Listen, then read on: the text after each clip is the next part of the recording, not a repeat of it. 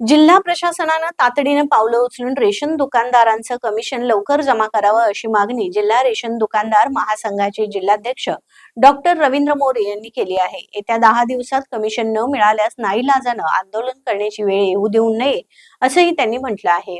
कोल्हापूर जिल्हा रास्तभाव धान्य दुकानदार महासंघ आणि जिल्हा पुरवठा कार्यालय यांची मागील 4 महिन्यांच्या धान्य वाटपाच्या कमिशनबाबत जिल्हा पुरवठा कार्यालय इथं जिल्हा पुरवठा अधिकारी मोहिनी चव्हाण आणि जिल्हा रेशन दुकानदार महासंघाचे जिल्हाध्यक्ष डॉक्टर रवींद्र मोरे यांच्या प्रमुख उपस्थितीत संयुक्त बैठक झाली।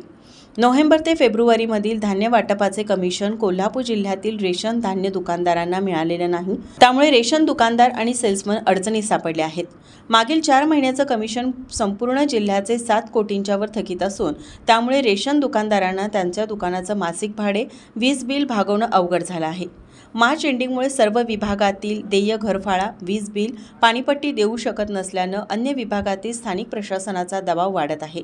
तेव्हा जिल्हा प्रशासनानं तातडीने पावले उचलून रेशन दुकानदारांचं कमिशन लवकर जमा करावे अशी मागणी रवींद्र मोरे यांनी केली।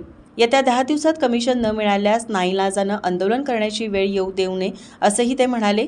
जिल्हा पुरवठा अधिकारी मोहिनी चव्हाण यांनी राज्य शासनाकडे सातत्याने पाठपुरावा सुरू करून कमिशन लवकर देण्याचा प्रयत्न करत असल्याचं सांगितलं।